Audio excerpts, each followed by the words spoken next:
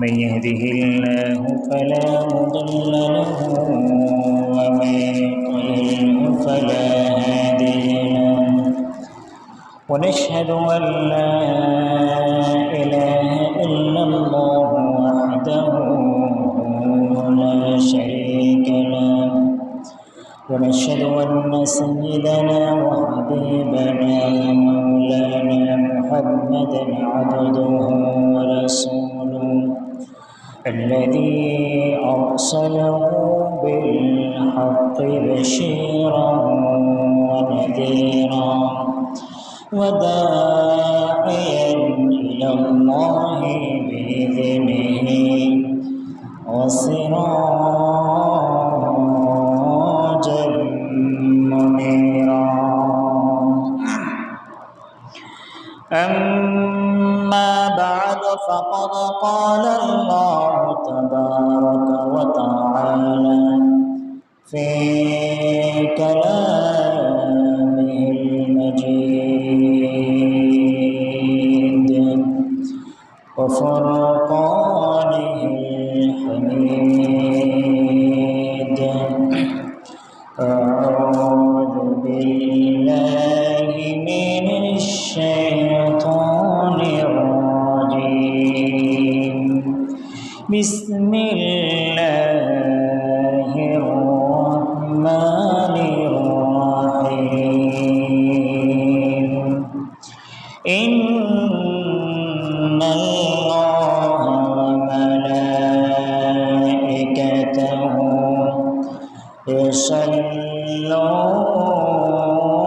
يصلون على النبي يا أيها الذين آمنوا صلوا عليه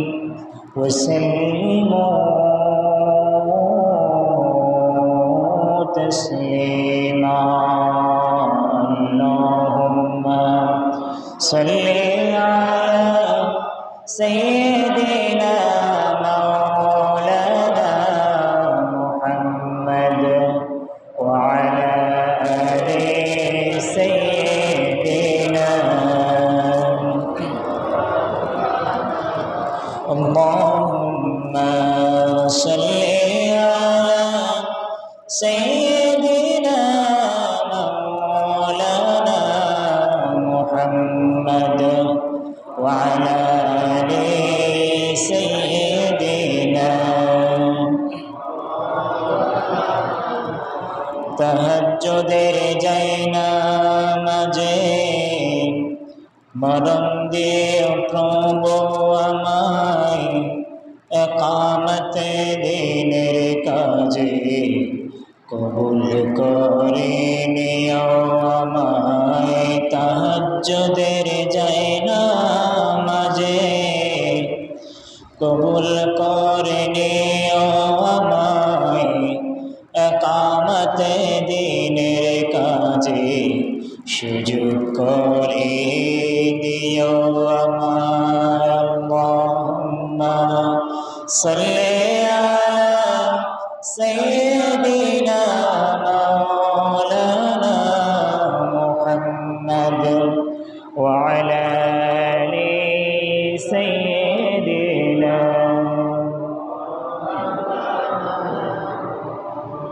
بلغ العلا بكماله كشف الدجى بجماله حسنت جميع خصاله صلوا عليه وآله محمد مصطفى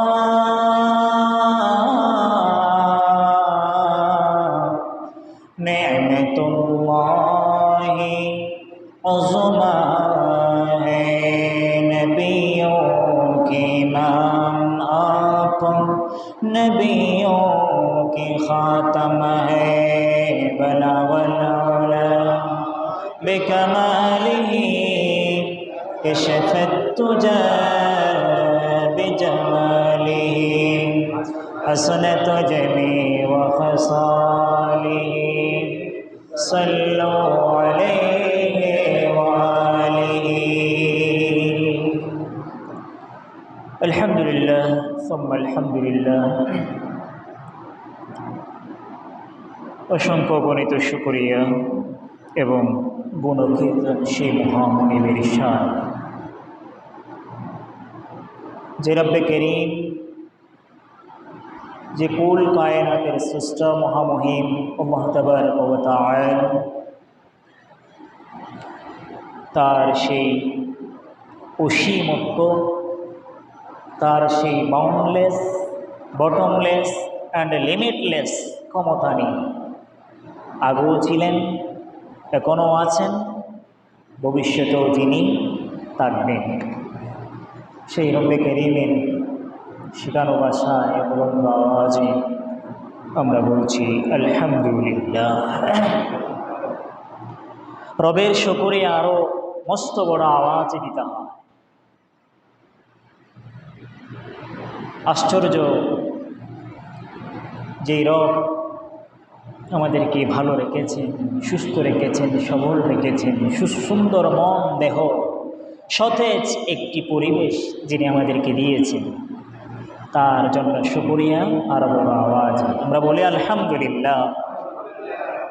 সম্মানিত হাজিরিন, আজ আপনাদের সম্মুখে যে বিষয়ে আলোচনার একটি টানব ইনশাআল্লাহ, সেটি হচ্ছে ইসলাম এবং আমাদের জীবন।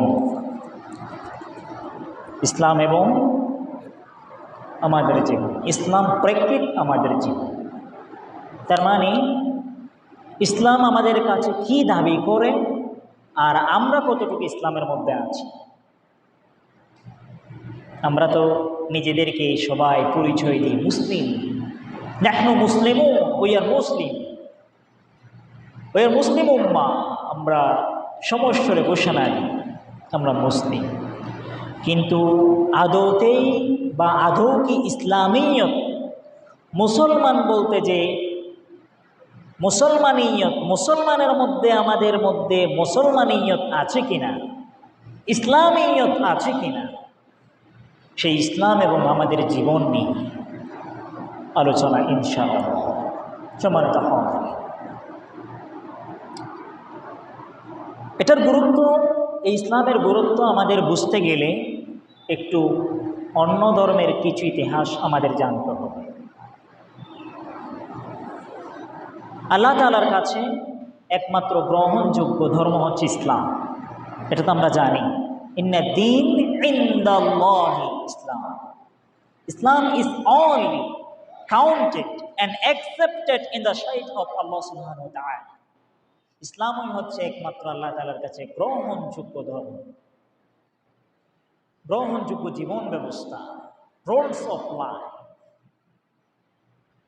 তো এই যে এই ইসলাম আমরা পৃথিবীতে আসার সাথে সাথেই পেয়েছি, ঠিক না? একটু করে চিন্তা করি, আমার বাড়ি, আমার জন্ম যদি কোনো একজন বড়ুয়ার বাড়িতে হতো, আওয়াজ কি স্পষ্ট হচ্ছে কিনা? সাউন্ডের স্পষ্ট, আওয়াজ কি স্পষ্ট? আমার জন্ম যদি কোনো একটা বড়ুয়ার বাড়িতে হতো, বড়ুয়ার বাড়িতে, তাহলে আমি যদি সেখানে জন্ম নিতাম, আমার মা বাবা যদি বড়ুয়া হতো, নাউজুবিল্লাহ, আমার অটোমেটিকলি আমার ধর্ম হয়ে যেত বৌদ্ধ ধর্ম, অটোমেটিক। এখানে আপনার কিছুই করার নেই। নতুবা আমি যদি কোনো একটা হিন্দু ফ্যামিলিতে জন্মগ্রহণ করতাম, আমার বাবার নাম যদি হতো কৃষ্ণ রায়, মায়ের নাম যদি হতো শ্রীমতী দেবী বা যে কোনো একটা কিছু, তাদেরকে ডিঙ্গিয়ে ইসলাম ধর্মে আসা আমার জন্য খুব কঠিন হয়ে দাঁড়াতো, ঠিক না? আমার বাবার নাম শামসুল ইসলাম, মায়ের নাম নুরুজ্জাহান বেগম বিদায়, আজ আমি ইসলাম অটোমেটিক্যালি পেয়েছি। নাকি আমি আপনি মায়ের পেটে থাকতে আল্লাহর কাছে একটা দরখাস্ত দিয়েছিলাম, আল্লাহ তাআলা আমাকে তুমি ইসলাম ধর্মে পাঠাও, আমি দিয়েছি দরখাস্ত? দিই নাই। আপনি দিয়েছেন আল্লাহর কাছে এরকম দরখাস্ত? দেন নাই। আমরা কেউ আল্লাহর কাছে দরখাস্ত দিই নাই যে আল্লাহ তুমি আমাকে ইসলাম ধর্মের অনুসারে বানিয়ে মুসলমান করে পাঠাও, আমরা কেউ। তাহলে আল্লাহ তাআলার অবারিত রহমত, আল্লাহ তাআলার অশেষ দয়া, অপরিসীম করুণা, অশেষ মেহেরবানি আমাদের দিকে ছিল বিদায় আমাদের জন্ম কোনো হিন্দুর বাড়িতে হয়নি, আমাদের জন্ম কোনো বৌদ্ধের বাড়িতে হয়নি, আমাদের জন্ম কোনো শিখ, জৈন, কনফুসিয়াস ইত্যাদি কোনো ধর্মের অনুসারে কোনো ফ্যামিলিতে আমাদের জন্ম হয়নি। আল্লাহর অশেষ রহমত বিদায় আমাদের জন্ম হয়েছে একটি মুসলিম ফ্যামিলিতে। তাহলে এই যে একটা মামার বাড়ির মোয়ার মতো একটি ইসলাম আমরা পেয়েছি, কোনো ধরনের আবদার ছাড়া, কোনো ধরনের without any application, we have got Islam as a religion. আমরা ইসলাম পেয়েছি একটা ধর্ম হিসেবে, একটি জীবন ব্যবস্থা হিসেবে, without any application to the almighty Allah তাবারাকা ওয়া তাআলা। আল্লাহ তাআলার কাছে কোনো ধরনের দরখাস্ত ছাড়া, কোনো ধরনের মিনতি ছাড়া। সুতরাং এই ইসলাম আমাদের বুঝতে হবে। একটুখানি যদি চিন্তা করে দেখি, আমার জন্ম যদি ভিন্ন ফ্যামিলিতে হতো, হিন্দু ফ্যামিলিতে হতো, সেই হিন্দু ধর্মের মা বাবা ভাই বোন আত্মীয় স্বজন পাড়া পড়শিকে ছেড়ে ইসলাম ধর্মে আসলে আমার থেকে আমার মা বাবাকে ছেড়ে দিতে হতো, ঠিক না? গর্বিটা ছেড়ে দিতে হতো, আত্মীয় স্বজন ত্যাগ করতে হতো, তারপর আমি ইসলাম পেতাম। সেটা আমার জন্য কঠিন ছিল না, সেটা আমার জন্য সহজ ছিল না, খুব কঠিন বিষয়। জীবনের মধ্যে মা বাবাকে ছেড়ে দেওয়া, জীবনের মধ্যে আত্মীয় স্বজন ছেড়ে দেওয়া, জন্মস্থান ভিটে মাটি ছেড়ে চলে আসা খুব কঠিন একটা বিষয়। তাহলে আল্লাহ তাআলা সব কিছু আমাদের জন্য ঠিক রেখেছেন, মা বাবাও দিয়েছেন, সুন্দর ভিটে মাটিও দিয়েছেন। যেই ধর্মে জন্মগ্রহণ করেছে সেটাই হচ্ছে একমাত্র আল্লাহর কাছে কাউন্টেড জীবন ব্যবস্থা, ইসলাম। তাহলে এই ইসলামকে আমাদের কিভাবে পালন করতে হবে, আর আমরা আদৌ সেভাবে পালন করছি কিনা।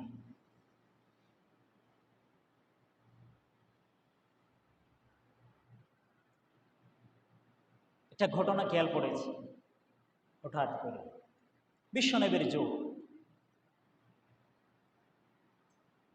হযরত ওমর মদিনা শরীফের মধ্যে হাঁটতেছেন, বিশ্বনবী সাল্লাল্লাহু আলাইহি ওয়াসাল্লাম সামনে আছেন। ওমর নিচ থেকে একটা তাওরাতের পৃষ্ঠা তুলে নিলেন, মাটির মধ্যে পড়া ছিল, মাটির মধ্যে পড়া ছিল একটা তাওরাতের পৃষ্ঠা। হযরত ওমর রাদিয়াল্লাহু তাআলা তুলে নিলেন, তারপর তিনি সেটা পড়া শুরু করে দিলেন। বিশ্বনবী মুহাম্মদ রাসূলুল্লাহ সাল্লাল্লাহু আলাইহি ওয়াসাল্লাম দেখলেন হযরত ওমর রাদিয়াল্লাহু তাআলা আনহু মাটি থেকে তাওরাতের পৃষ্ঠা তুলে নিয়ে তিনি পড়া শুরু করে দিলেন। নবীজি সামনে ছিলেন, ওমর খেয়াল করেন নাই। বিশ্বনবী সাল্লাল্লাহু আলাইহি ওয়াসাল্লামের চেহারা মুবারক লাল হয়ে গেল। বিশ্বনবী রাগ করলেন। হযরত ওমর রাদিয়াল্লাহু তাআলা বললেন, ইয়া রাসূলুল্লাহ, ইয়া হাবিবাল্লাহ, কি গুস্তাখি হয়েছে, কি বেয়াদবি হয়েছে আমার।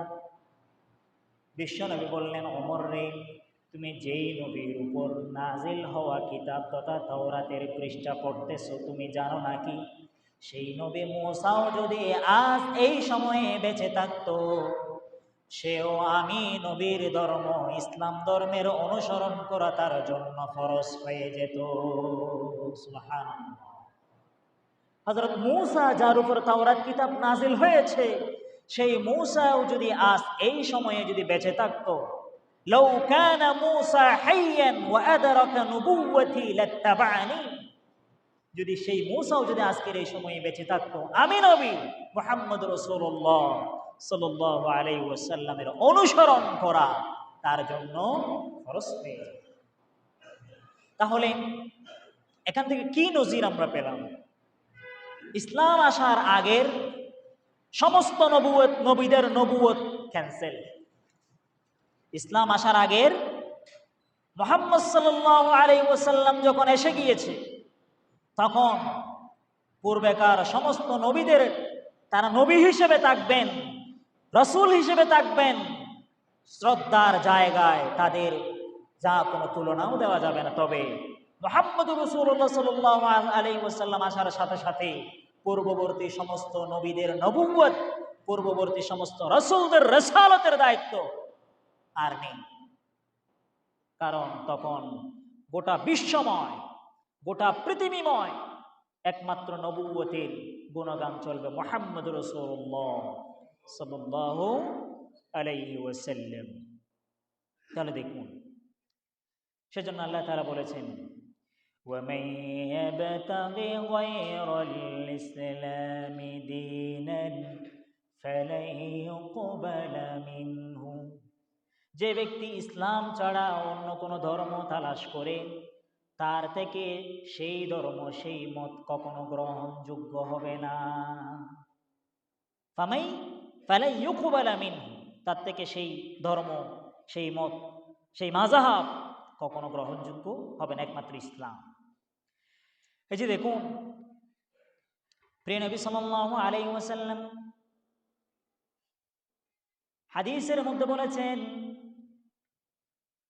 ইউশিকু আইয়াতি আলান নাসি জামানুন, মানুষের মধ্যে এমন একটা সময় আসবে, এমন একটা কাল আসবে, এমন একটা মুহূর্ত আসবে, লা ইয়াবকা মিনাল ইসলামি ইল্লা ইসমুহু, ইসলাম শুধুমাত্র নামে মাত্র থাকবে, ইসলামের কোনো কাজ কারবার দেখা যাবে না। কার হাদিস? বিশ্বনবীর বাণী।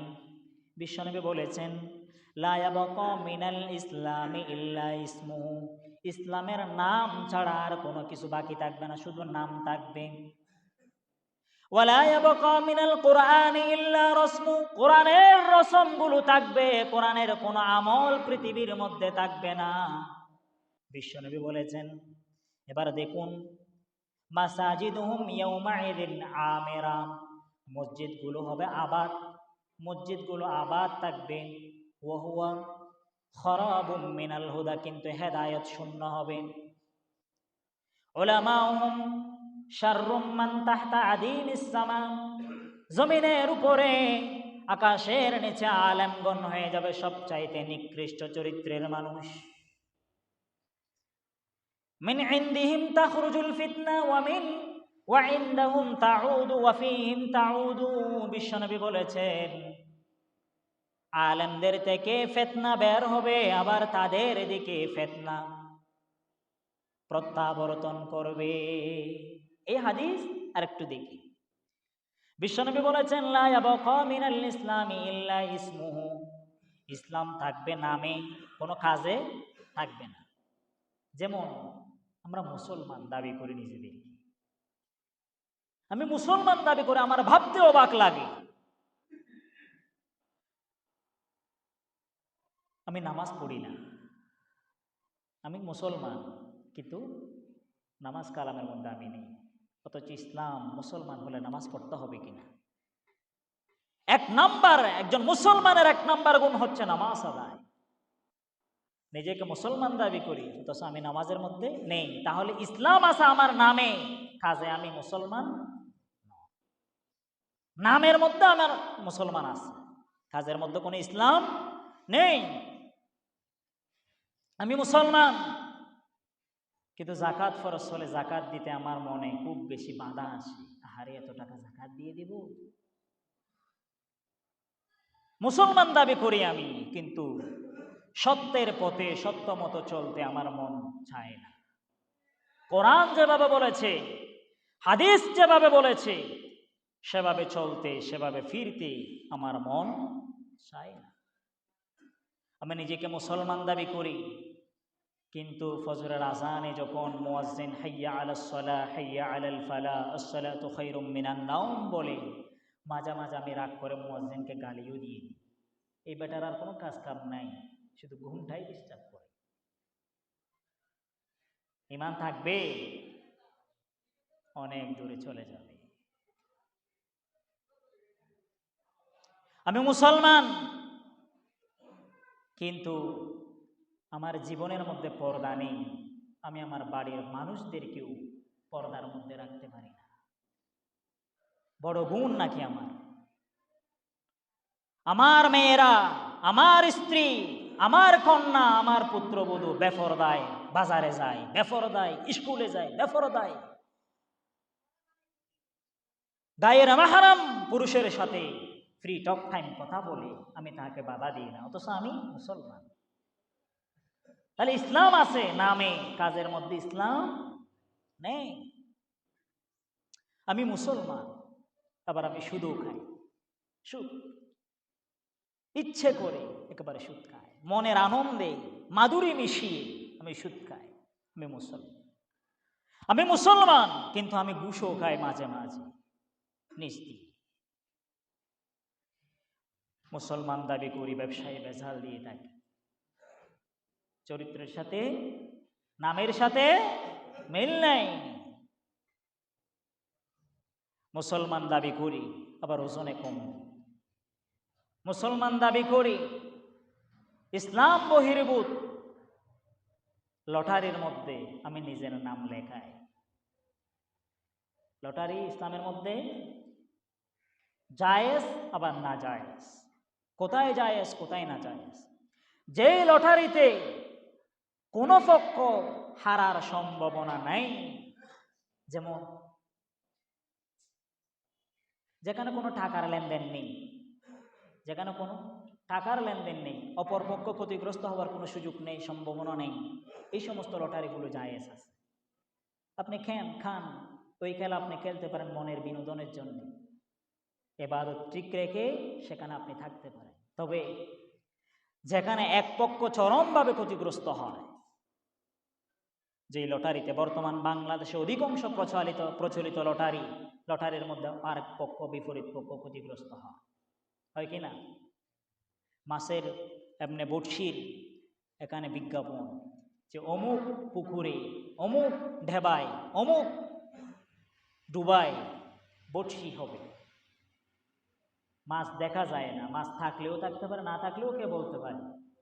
20,000 টাকার টিকিট নিলেন, 5,000 টাকার মাছও পেলেন না, লাভ হয়েছে সেই জমিদার।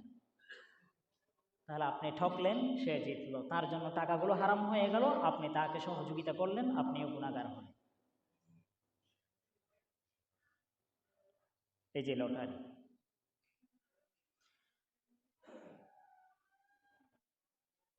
এই ইসলাম আমি আমার মনের মধ্যে, আমি আমার শরীরের মধ্যে এখন স্থান দিতেই পারি না। আশ্চর্য লাগে, আমি নিজেকে মুসলমান দাবি করি, কিন্তু নিজে ইসলাম মানি অল্পটুকু, আরেকজনকে ইসলাম মানতে গেলে আমার বাধা আসে। একজন কোরআনের পক্ষে কথা বলো, সেটা আমার মনে বাধা আসে, তার টুটি চেপে তার কণ্ঠরোধ করা হয়, অথচ আমি নিজেকে মুসলমান দাবি করি। আজ বাংলাদেশের সমস্ত মানুষেরা এটা দেখেছে, গানের আসরের মধ্যে কোনো ধরনের অনুমতি লাগে না, মমতাজ আসলে সেখানে কোনো অনুমতি লাগে না, কিন্তু একটা ভালো মানের বক্তা এনে সেখানে যদি একটা মাহফিলের আয়োজন করা হয়, থানা বলেন, ইউনো বলেন, এমপি বলেন, সবার কাছ থেকে একটা অনুমতি লাগে। তাহলে এই যে অনুমতি দিচ্ছে না, তারা কারা? যারা নামে মুসলমান অথচ জীবনের মধ্যে ইসলামের বিন্দু মাত্র নিশানাও নেই, এরাই মূলত অনুমতি দিচ্ছে না। তাহলে আমি আরেকজনকে ইসলাম মানতে আমি বাধা দিই। আমি মুসলমান অথচ আমি যৌতুক নিই। যৌতুক হালাল নাকি হারাম? হালাল নাকি হারাম?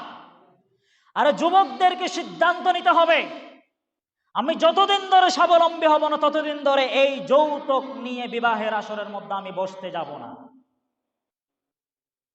দরকার নেই মেয়ের বাবাকে বৃক্কের থালা হাতের মধ্যে তুলে দেওয়ার দরকার আমার নেই। আপনি যৌতুক দাবি করেছেন, 3 পথ ফার্নিচার দাবি করেছেন, 200-300 বইরাত দাবি করেছেন, হ্যাঁ, অন্যদিকে আপনার দাবির প্রেক্ষিতে আপনার স্ত্রীর বাবা বাজারে বাজারে ভিক্ষা করছে, আত্মীয় স্বজনের ধারে ধারে গিয়ে টাকা চাচ্ছে যে আমার একটা মেয়ে বিবাহিত হচ্ছে, আমাকে দয়া করে কিছু হেল্প। আপনার মতো আমার মতো সেই ধরনের ঘৃণ্য জামাই হওয়ার কোনো দরকার নেই যে নিজের শ্বশুরকে ভিক্ষার থালা দরাই দিয়ে ফতে ফতে ভিক্ষার মধ্যে নামাই। দরকার আছে? মুসলমান যৌতুক নেই, হারাম। মুসলমান বৈরাত খাই, হারাম। বৈরাত্তা খানা যেটা, বৈরাতের খাবার যেটা, সেটার মতো ডাকাইত্যা খানা, ভদ্রবেশে ডাকাইত্যের খানা পৃথিবীর মধ্যে আর নেই। যে জোর করে বৈরাত খায় সেও গুনাহগার, যে খায় সেও গুনাহগার, যে দাবি করে সেও গুনাহগার। এই বৈরাতের খানাকে না বলি, বৈরাতের খাবারকে না বলি। আমি আমার জীবনের মধ্যে আলিম ক্লাস থেকে শুরু করে এই পর্যন্ত একটি বিবাহের মধ্যেও আমি বৈরাতের খাবার খেয়েছি আমার স্মরণ পড়ে না। আমার স্মরণ পড়ে না। খাইনি, বেঁচে আছি তো, নাকি মারা গেছি? আর মারা গেলে আপনাদের সামনে কথা কেমনে বলছি? দাওয়াত এসেছে প্রচুর, আমার বন্ধুর সাথে সম্পর্ক নষ্ট হয়েছে, আমার ঘনিষ্ঠ আত্মীয়ের সাথে সম্পর্ক নষ্ট হয়েছে, আমার আত্মীয় স্বজনের সাথে সম্পর্কের মধ্যে ফাটল পড়েছে। তাদের দেওয়া সেই বৈরাতের খাবারের মধ্যে দাওয়াত গ্রহণ করি নাই বিদায়। দরকার নেই। যেখানে আল্লাহ নারাজ সেখানে গোটা পৃথিবী খুশি হলেও আমার কিছু যায় আসে না। আর যেখানে বান্দারা খুশি, আল্লাহ নারাজ, সেখানে আমাকে আল্লাহকেই খুশি করতে হবে। অথচ আমি মুসলমান দাবি করি, হেমনে দাবি করে মেয়ের বাবাকে চাপ দিয়ে প্রেসার দিয়ে বৈরাত্তা খাবার খায়। আফসোস লাগে আমার তখন, তারা ছেলেদের বেলায় সেই বৈরাত গুলো জোর জবরদস্তি করে খায়, নিতে চায়, কিন্তু মেয়ের বেলায় জোর জবরদস্তি করে দিতে চায় না। চায়? কোনো মেয়ের বাবা কি এমন আছে আমি খুশি হয়ে 500 খাওয়াচ্ছি যে আপনাদেরকে? আছে এত খুশি? নিজের মেয়ের বেলায় তো আপনি এভাবে খুশি মনে খাওয়ান না। আরেকজনের মেয়ে যে তাই নিজের গায়ের মধ্যে কোনো খবর লাগে না। মুসলমান দাবি করি আমি। নিজের জীবনের মধ্যে ইসলাম আছে নাকি নেই? ইসলাম তো অনেক আগেই চলে গেছে।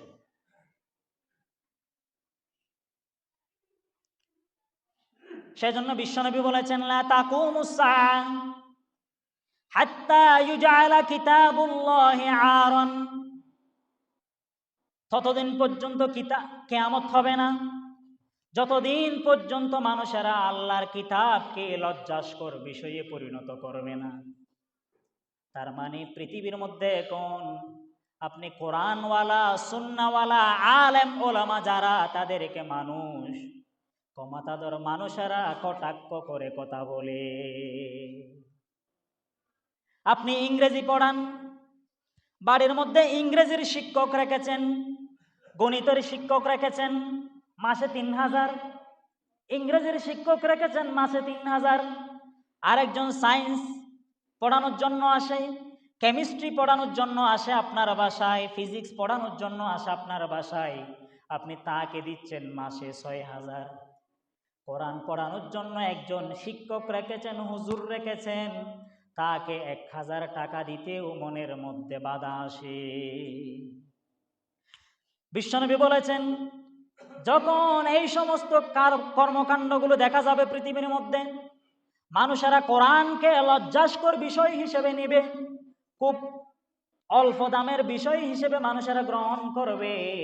কোরআনকে এত দাম দিয়ে পড়াতে হবে না, এটা তো খুব অল্প দামের কিতাব, নাউজুবিল্লাহ, এত দাম দিয়ে পড়ানোর দরকার নেই।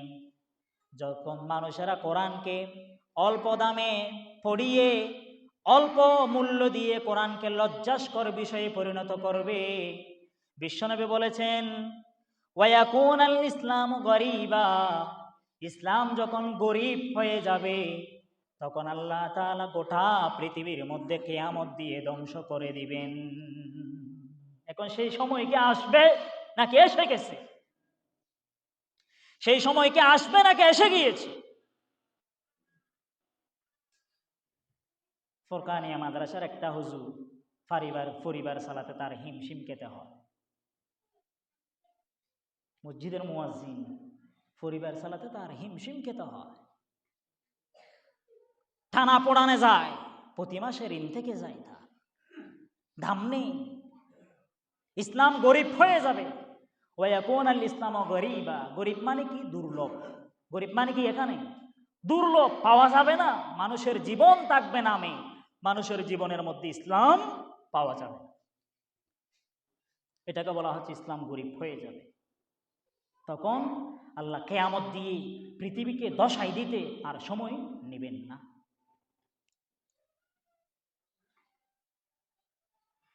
মুসলমান দাবি করি, মেহেদি অনুষ্ঠানের নামে যাবতীয় বেহাইয়াপনা, বেলিল্লাপনা, নাচ গানের আসর করে গোটা জীবনকে আমি শেষ করি।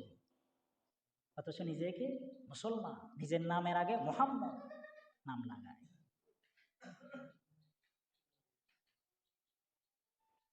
আশ্চর্য লাগে আমার। মুসলমান দাবি করি আমি, কিন্তু আরেকজনকে জুলুম করতে আমার মনে বিন্দুমাত্র বাধা আসে না। মুসলমান দাবি করি আমি, ক্ষেতের মধ্যে কাজ করতে গিয়ে আরেকজনের আইলকে কোদাল দিয়ে কুড়ে নিজের জমি বৃদ্ধি করতে আরেকজনকে ছোট করে দিতে আমার মনে বাধা আসে না। অথচ আমি মুসলমান। আমি মুসলমান দাবি করে কিন্তু প্রতিবেশীকে কষ্ট দিতে আমার বিন্দুমাত্র বাধা আসে না। অথচ বিশ্বনবী সাল্লাল্লাহু আলাইহি ওয়াসাল্লাম বলেছেন, মা জালা জিবরিল ইউসিনি আনিল জার হাত্তা যানানতু আন্নাহু সাইওয়ারিসু। জিব্রাইল আমাকে প্রতিবেশীর ব্যাপারে এত বেশি ওয়াজ করেছে, আমার মনে হয় আমার সম্পদের উত্তরাধিকার আমার মৃত্যুর পরে প্রতিবেশী হয়ে যাবে। প্রতিবেশীর গুরুত্ব বুঝাতে গিয়ে জিবরাইল আলাইহিস সালাতু ওয়াস সালাম এত বেশি আমাকে ওয়াজ করেছে, এত বেশি আমাকে নসিহত করেছে, এত বেশি আমাকে উপদেশ দিয়েছে, হাত্তা জানান্তু, আমি মনে করেছি, আমার মনে হয় আমার মৃত্যুর পরে আমার আত্মীয় স্বজন নয়, প্রতিবেশী আমার ওয়ারিশ হয়ে যাবে। এইরকম গুরুত্ব দিয়ে কথা বলেছে। সেই প্রতিবেশীর হক মেরে নেয়। আল্লাহু আকবার। আশ্চর্য লাগে, নিজেকে মুসলমান দাবি করার পরেও নিজের বোনের সম্পদ, ভাইয়ের সম্পদ, আত্মীয়দের সম্পদকে যথাযথভাবে আমি দিয়ে দিই না। ভাইয়ের সম্পদ কেড়ে নিয়ে নিজের বাড়িঘরের বাড়ি ভিটা বৃদ্ধি করা আমার স্বভাবে দাঁড়িয়েছে, আমার স্বভাবে দাঁড়িয়েছে।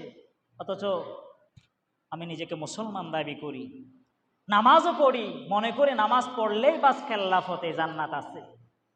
অথচ আরেকজনের হক নষ্ট করে দিয়ে, ভাই বোনের হক নষ্ট করে দিয়ে, অপরকে কষ্ট দিয়ে, জমি টেলে, বৈরাত্যা খাবার খেয়ে, যৌতুক নিয়ে, মেহেদি অনুষ্ঠানের নামে যাবতীয় অনইসলামিক কর্মকাণ্ড ঘরের মধ্যে প্রবাহিত করে, বেপরদায় রেখে পরিবারকে কোরআনবিহীন জীবন পরিচালনা করে ইসলাম নামে মাত্র রেখে মুসলমানিত্বকে ক্যান্সেল করে দেওয়া হয়েছে অনেক আগে। ইসলাম নামে আছে।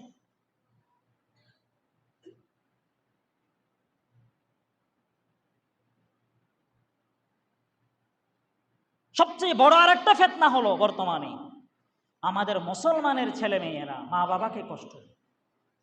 কিয়ামতের আলামত, এ বিষয়ে একদিন ইনশাআল্লাহ আলোচনা করব। এখানে কিয়ামতের বড় একটি আলামতের মধ্যে থেকে আরেকটা আলামত হচ্ছে ওয়া আক্কা উম্মাহু আতা যাওজাতাহু আতা ইমরাতাহু।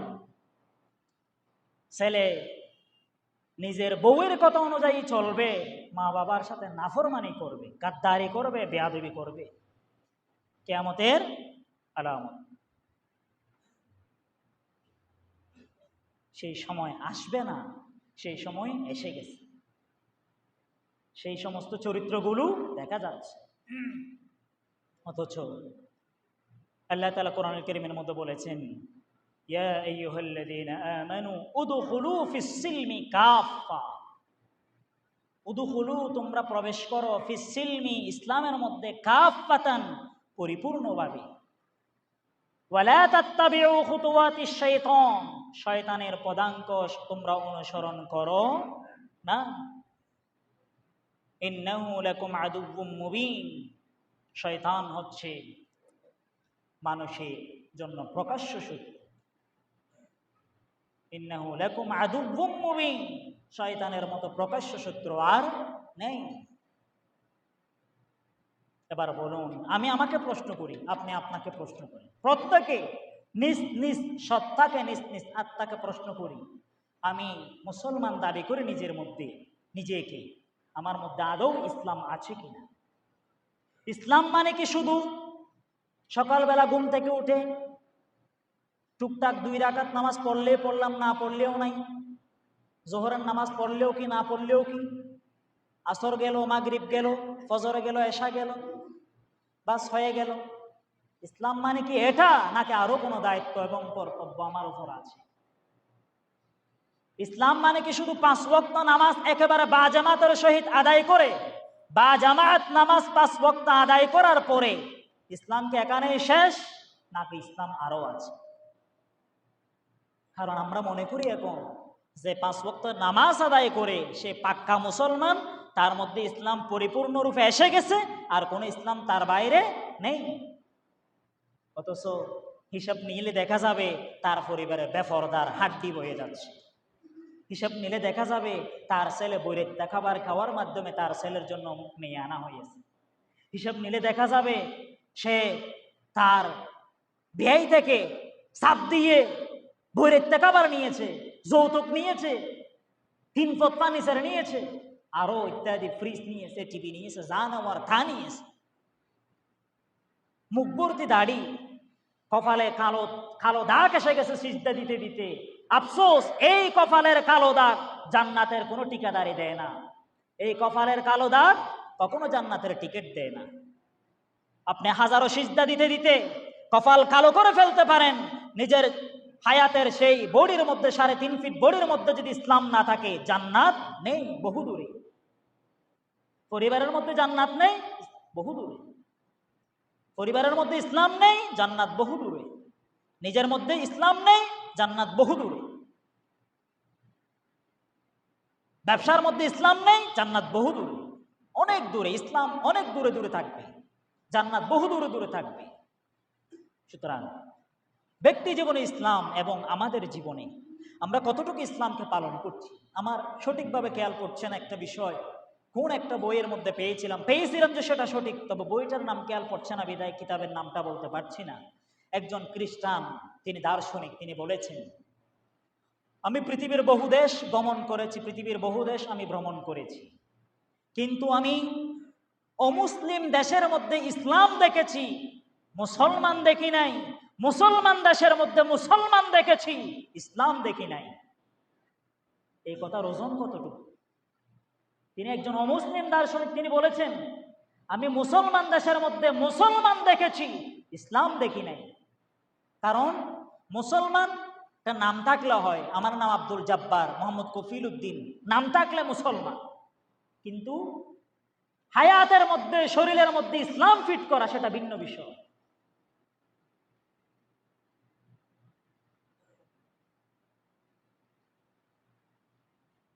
মুসলমানিত্ব দাবি করি, দাড়িগুলো লম্বা করতে গেলে আমার খুব লজ্জা আসে। আরে এত তাড়াতাড়ি বুড়া হয়ে যাব, আর আফসোস লাগে, আল্লাহ আপনি রাখতে পারবেন বিদায়, আমি রাখতে পারবো বিদায় আল্লাহ আমাকে দাড়ি দিয়েছে। এখানে বৃদ্ধ হওয়ার কি কথা আছে? হ্যাঁ, হাজারো পিতা মাতা আছে, এত তাড়াতাড়ি কিসের দাড়ি? আরো অনেক পরে, এত তাড়াতাড়ি দাড়ি রাখো। এই সমস্ত মা বাবার জন্য আফসোস হয়। হ্যাঁ, ইসলাম কোথায় আর আমি কোথায়? আসুন ইসলাম মোতাবেক নিজেদের জীবন পরিচালনা করি, নিজেদের জীবন গড়ি, পরকালীন জীবনের পাতেও এই নিজ জীবনের মধ্যে সংগ্রহ করি। ওয়া আখিরু দাওয়ানা আলহামদুলিল্লাহি রাব্বিল আলামিন। আসসালামু আলাইকুম ওয়া রাহমাতুল্লাহি ওয়া বারাকাতুহু।